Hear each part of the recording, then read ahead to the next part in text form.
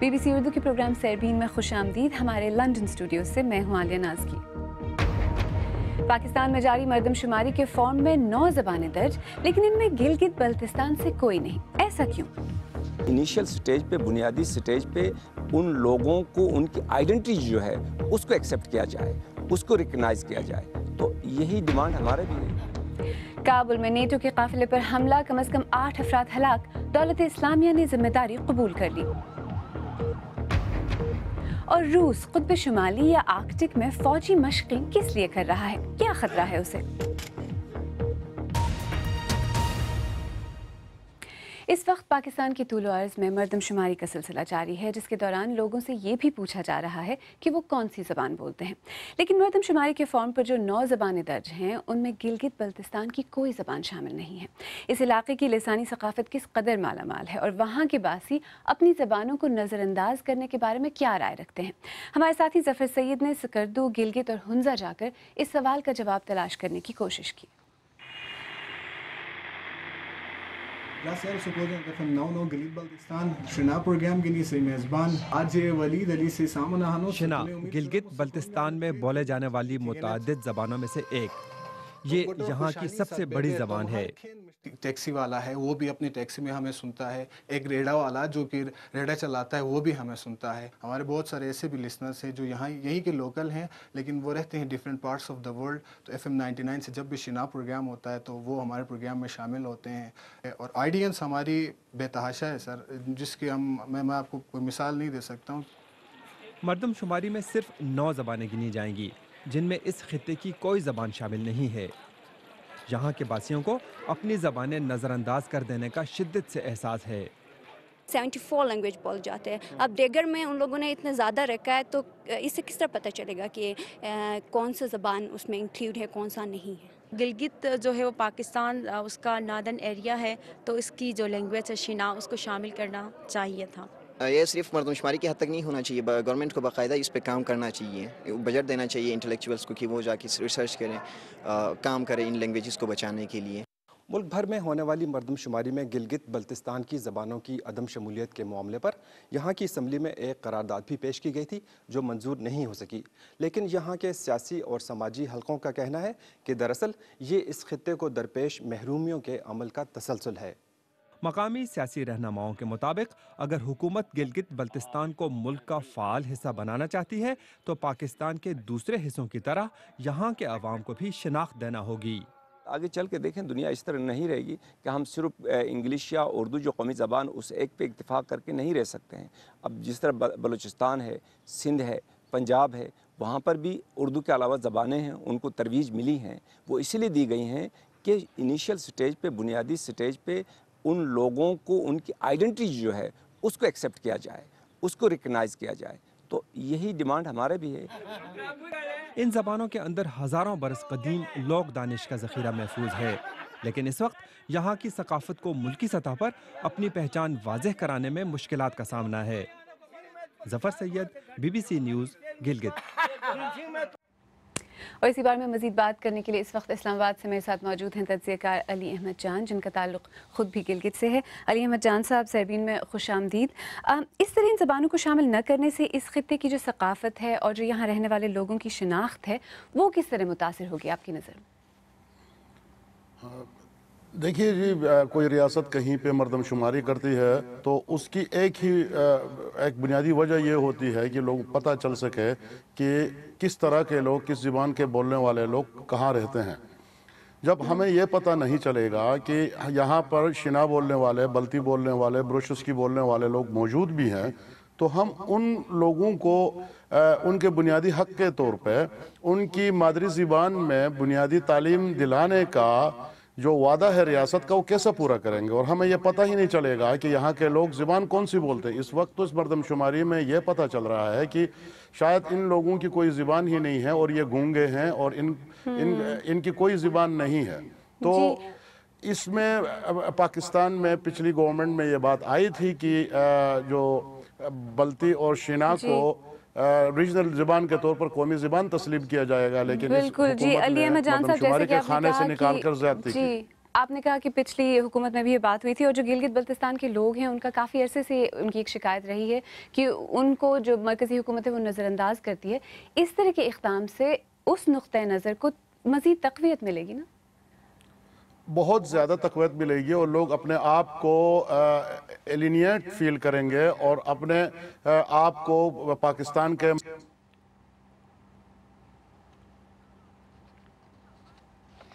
ہم معذرت چاہتے ہیں، کسی وجہ سے ہمارا جو رابطہ ہے علی احمد جان صاحب کے ساتھ وہ منقطع ہو گیا. ہم کوشش کریں گے ان سے دوبارہ بات کریں، لیکن آئیے اب دیکھتے ہیں کہ اس بارے میں ہمارے سوشل میڈیا صفحات پر کیا کہا جا رہا ہے.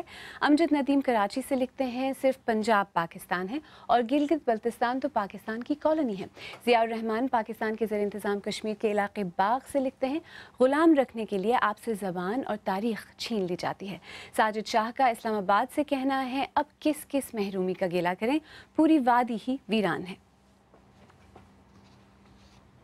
آئیے اب دیگر اہم موضوعات پر ایک نظر ڈالتے ہیں.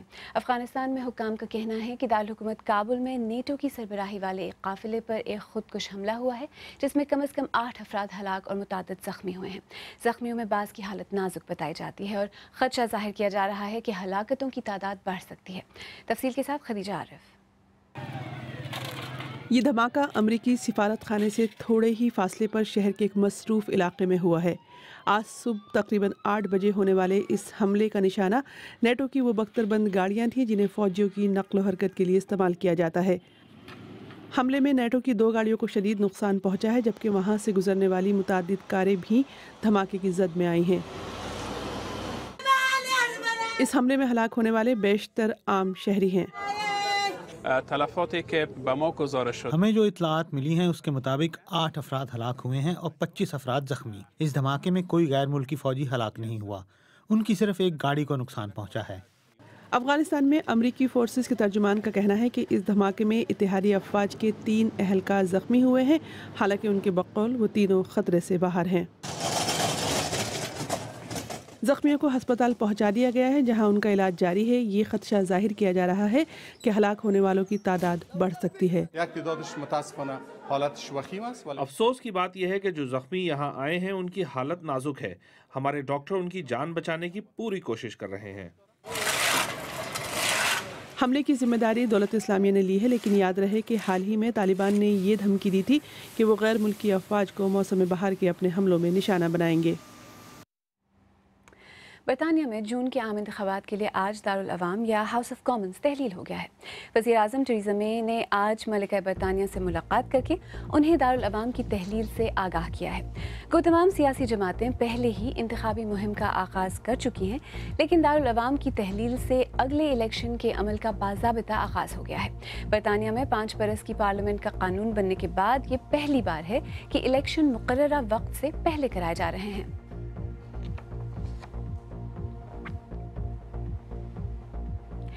شام کی اہم حزب اختلاف کی جماعت کے مندوب قازقستان کے دارالحکومت آستانہ میں روس کی حمایت سے ہونے والے جنگ بندی سے متعلق مذاکرات چھوڑ کر چلے گئے ہیں. اطلاعات کے مطابق انہوں نے یہ قدم شامی حکومت کی جانب سے مسلسل ہونے والے ہوائی حملوں کے خلاف احتجاج کے طور پر اٹھایا ہے.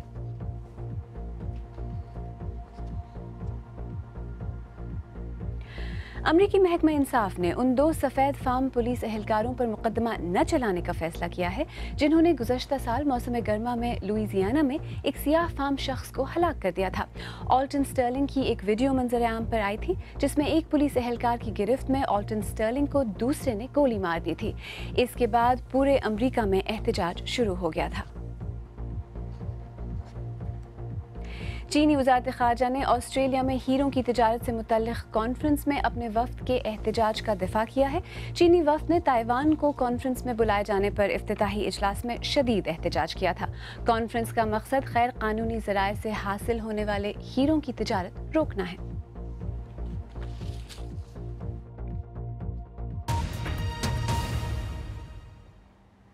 آئیے اب دیکھتے ہیں کہ ہماری ویب سائٹ bbcurdu.com پر آپ کی دلچسپی کن خبروں میں ہے. انڈین وزیر اعظم نریندر مودی پر پاکستان کے خلاف کارروائی کا دباؤ، جسوندر سدھو کا کالم کرکٹ کے بہانے بھارتی بورڈ کی بلیک میلنگ، اور پاکستانی سپریم کورٹ نے پاناما لیکس کی تحقیقاتی کمیٹی کے لیے سیکیورٹی کمیشن اور اسٹیٹ بینک کی جانب سے دیے گئے ناموں کو مسترد کر دیا. ان خبروں میں آپ کی خاصی دلچسپی ہے. آپ BBC اردو کا پروگرام سیربین دیکھ رہے ہیں۔ پروگرام میں آگے چل کر آپ کو دکھائیں گے کہ روس قطب شمالی کے قدرتی وسائل حاصل کرنے کی کیا تیاریاں کر رہا ہے۔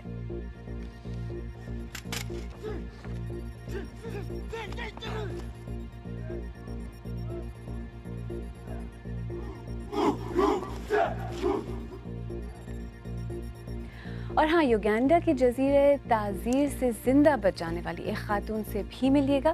یہ سب ایک مختصر وقفے کے بعد ہمارے ساتھ رہیے گا۔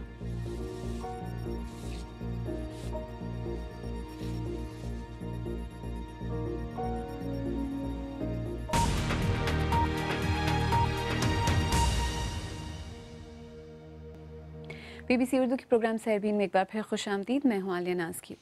روس الزام لگاتا ہے کہ نیٹو قطب شمالی یا آرکٹک میں اس کی سرحد کے قریب فوجی طاقت جمع کر رہا ہے، لیکن ساتھ ہی روس بھی آرکٹک میں اپنی فوجوں میں اضافہ کر رہا ہے۔ BBC کو فن لینڈ کی سرحد کے قریب روس کی آرکٹک بریگیڈ کی مشقوں کے دوران فلمنگ کی خصوصی اجازت دی گئی۔ BBC کے نامہ نگار اسٹیو روزنبرگ کی رپورٹ پیش کر رہے ہیں جاوید سومرو۔ روس اپنی شمالی سرحدوں پر طاقت کا مظاہرہ کر رہا ہے۔ یہ آرکٹک بریگیڈ ہے، پڑوسی ممالک کے ساتھ ممکنہ محاذ آرائی کی صورت میں خود کو تیار رکھنا چاہتی ہے۔ آرکٹک کے خطے میں بالادستی کی لڑائی جاری ہے اور روس یہ لڑائی جیتنا چاہتا ہے۔ فن لینڈ کے قریب واقع اس اڈے تک عموماً مغربی صحافیوں کو رسائی حاصل نہیں ہوتی، لیکن روس کی آرکٹک فوج سے ملاقات کے لیے BBC کو مدعو کیا گیا ہے۔ اصل میں یہی سرد جنگ ہے۔ یہاں درجہ حرارت -40 ڈگری سیلسیس تک بھی گر جاتا ہے۔ آج بریگیڈ مشقوں میں مصروف ہے، جس کے دوران وہ دشمن کا حملہ ناکام بنا رہی ہے۔ حال میں امریکہ نے روس پر الزام لگایا کہ آرکٹک میں وہ جارحانہ انداز اپنا رہا ہے تاکہ اپنی فوجیں بڑھا سکے۔ روس کا کہنا ہے، مسئلہ کیا ہے؟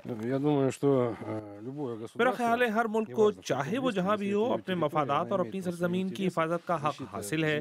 یہ ہماری سرزمین ہے، روسی سرزمین، اور ہم اس کی حفاظت کریں گے۔ یہاں پر بڑی دولت بنائی جانی ہے۔ آرکٹک پانیوں کے بارے میں خیال ہے کہ یہاں زمین کے غیر دریافت شدہ تیل اور گیس کے 1/3 ذخائر موجود ہیں۔ جہاز رانی کے نئے راستے ابھر رہے ہیں۔ روس اس خزانے میں اپنے حصے کے لیے آرکٹک کی دیگر طاقتوں کے ساتھ مسابقت میں ہے۔ وہ قطب شمالی کے خطے میں متعدد اڈے بنانا چاہتا ہے۔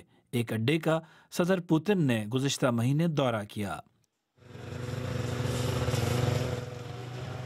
روس اپنے معاشی دعووں کے ساتھ اپنی طاقت کا مظاہرہ بھی کرنا چاہتا ہے۔ روس کہتا ہے کہ وہ آرکٹک میں کشیدگی نہیں چاہتا، لیکن خطے میں مختلف ممالک کے متضاد مفادات ہیں اور روس پیچھے ہٹنے کے لیے قطعی تیار نہیں۔ اسٹیو روزنبرگ کی رپورٹ۔ اگر آپ آج کا پروگرام دوبارہ دیکھنا چاہیں تو ہمارے YouTube چینل پر آئیے، پتہ ہے youtube.com/BBC اردو۔ ہم نے پاکستان کی کچھ مشعل راہ خواتین کے بارے میں BBC اردو کی خصوصی رپورٹس پر ایک پلے لسٹ بھی تیار کی ہے جو ہمارے YouTube پیج پر موجود ہے۔ ہمارے چینل کو سبسکرائب کرنا نہ بھولیں۔ آئیے اب افریقہ چلتے ہیں، جہاں یوگینڈا میں ایک زمانے میں اگر کوئی لڑکی شادی سے پہلے ہی حاملہ ہو جائے تو اسے خاندان کی بے عزتی تصور کیا جاتا تھا اور اسے مرنے کے لیے ایک چھوٹے سے جزیرے پر چھوڑ دیا جاتا تھا۔ اس جزیرے سے زندہ بچ جانے والی ایک ایسی خاتون مودا کیتاراگابیروے کو اس کے بھائی نے جزیرے پر مرنے کے لیے چھوڑ دیا تھا، لیکن شادی کے متمنی ایک ملاح نے انہیں بچا لیا تھا۔ ان کی داستان کو صدا دی ہے شمائلہ جعفری نے۔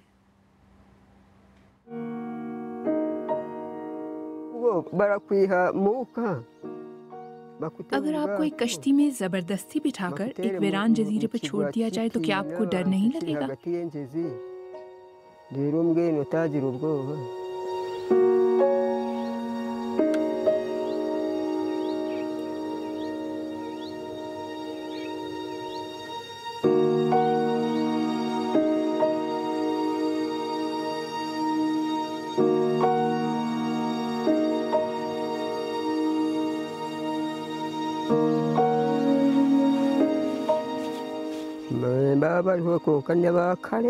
میں نے اور لڑکیوں کے متعلق بھی سنا تھا کہ انہیں جزیرہ تعزیر پر بھیج دیا گیا، لیکن یہ تو بہت پرانی بات ہوتی تھی۔ میں نے سنا تھا کہ اگر غیر شادی شدہ لڑکی حاملہ ہو جائے تو اسے وہاں بھجوا دیتے ہیں۔ कहते थे कि वो शैतानी रास्ते पर चल पड़ी थी और हामला हो गई थी।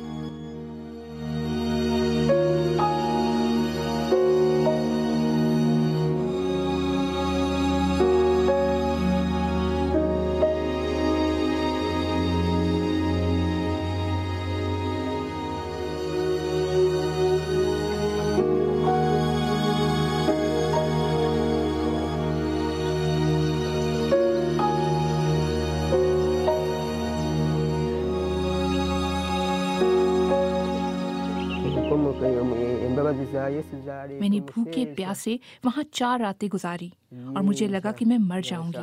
5वें रोज एक मल्लाह आया तो उसने मुझे कहा कि तुम मेरे साथ मेरे घर चलो। मुझे शक हुआ कि वो मुझे धोखा देकर कश्ती में बिठा लेगा और फिर गहरे पानियों में फेंक देगा। जब मैं हिचकिचाई तो उसने मुझे साफ साफ बता दिया कि वो मुझे अपनी बीवी बनाने के लिए बचा रहा है, तो वो मुझे अपने घर ले गया।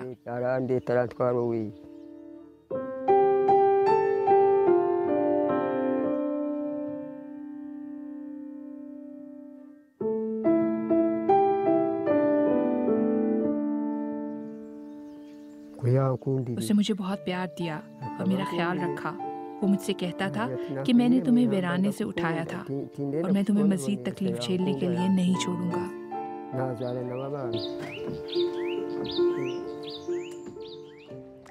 आखिर में आपको याद दिलाते चलें कि पाकिस्तान में जारी मरदमशुमारी में गिलगित बल्तिस्तान के पूरे खित्ते से किसी भी ज़बान को शामिल न करने का मामला आज के सहबीन की बड़ी खबर थी। मरदमशुमारी के दौरान लोगों से दीगर सवालात के साथ साथ ये भी पूछा जा रहा है कि वो कौन सी ज़बान बोलते हैं, लेकिन मरदमशुमारी के फॉर्म पर जो 9 ज़बानें दर्ज हैं उनमें गिलगित बल्तिस्तान की कोई ज़बान शामिल नहीं है। मरदमशुमारी के फॉर्म में 4 सूबों से मजमूई तौर पर 9 ज़बानों को शामिल किया गया है। अगर आप चाहें तो मुझसे और हमारी टीम के दीगर साथियों से ट्विटर पर भी रब्ता कर सकते हैं। मेरा ट्विटर हैंडल है @आलियानाज़की। इसके साथ ही सहरबीन इख्तिताम को पहुंचा। प्रोग्राम में पेश होने वाले मौज़ूआत पर अगर आप अपने ख़यालात का इजहार करना चाहें तो फेसबुक पर हमारा सफ़ा हाजिर है। आप हमारे ट्विटर हैंडल @BBC उर्दू के ज़रिए भी हमसे रब्ता कर सकते हैं। कल फिर हाजिर होंगे, तब तक ताज़ा तरीन ख़बरों, तज्ज़ियों, तबसरों, तस्वीर और वीडियोज़ के लिए हमारी वेबसाइट bbcurdu.com देखते रहिए। आलिया नाज़की को अब इजाज़त दीजिए।